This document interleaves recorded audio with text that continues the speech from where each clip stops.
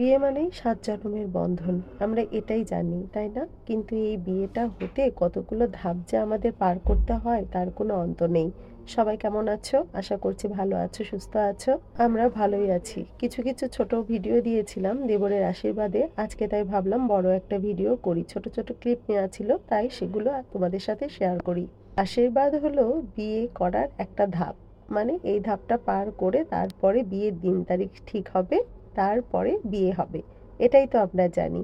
তাই আজকে আমার দেবরকে আশীর্বাদ দিতে চলে এসেছিল মেয়ে পক্ষের লোকজন তত্ত্ব সাজিয়ে নিয়ে। আমরা তো সকাল থেকেই অপেক্ষা করছিলাম। ওরা কিন্তু একটু তাড়াতাড়ি চলে এসেছে। এসে ওদেরকে বসতে দিয়ে আমরা চা নাস্তার ব্যবস্থা করেছিলাম। চাটা কিন্তু আমি করিনি, চা করেছিল আমার কাকি শাশুড়ি। আমি শুধু একটু বেড়ে দিচ্ছিলাম। আর কোনো কাজই বেশি করা লাগেনি। অনেকে ছিল, সবাই মিলে হাতে হাতে কাজগুলো করে নিয়েছিলাম। গেস্টদেরকে চা দিয়ে আমরা সবাই মিলে চা খাচ্ছিলাম। আর এই যে গল্প মজা শুরু হয়েছিল, আসলে সময়গুলো কিন্তু খুব তাড়াতাড়ি কেটে যায়।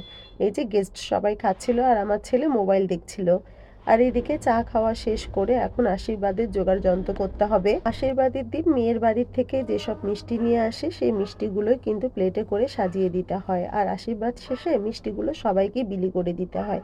এটাই আমাদের ওইদিককার নিয়ম। আমি তাই মিষ্টিগুলো সাজিয়ে দিচ্ছিলাম।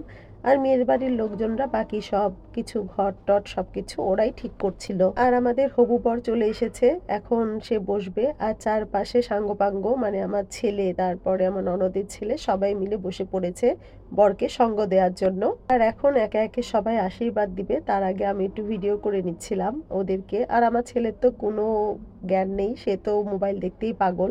প্রথমেই মেয়ের মা বাবা আশীর্বাদ দিতে বসে গিয়েছে। তারাই প্রথম হবু জামাইকে আশীর্বাদ করবে। জয়ের আশীর্বাদ দেখে আমার আশীর্বাদের কথা মনে পড়ছিল। আমার মা বাবু যখন আশীর্বাদ করতে গিয়েছিল তন্ময়কে, তখন আমি একা একা বাড়িতে ছিলাম, একা একা বাড়িতে পাহারা দিচ্ছিলাম। আমাকে তো যেতে হয় না সেজন্য। আর আমার ভাইয়েরও পরীক্ষা ছিল।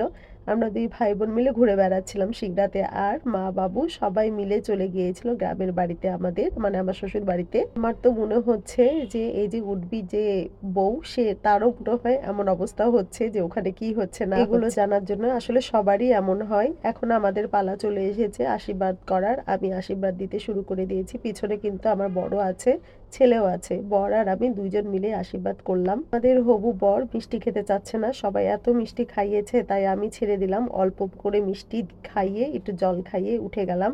এখন আমার বরের পালা। আমার বর এখন কি করবে সেটা সেই জানে। আমার বর কিন্তু নাছোড়বান্দা, সে তার ভাইকে গোটা মিষ্টি খাইয়ে তবে জ্ঞান উঠবে। কারণ সে মিষ্টি পছন্দ করে। ওই ভাবতেছে ভাইকে যদি গোটা মিষ্টি না খাওয়াই, ভাই কি তাকে মিষ্টি খাওয়াবে? আর এই সিন দেখে আশেপাশের সবাই খুবই হাসাহাসি করতেছিল। আসলে সবাই খুবই মজা করছিল আর মজা নিচ্ছিল বটে।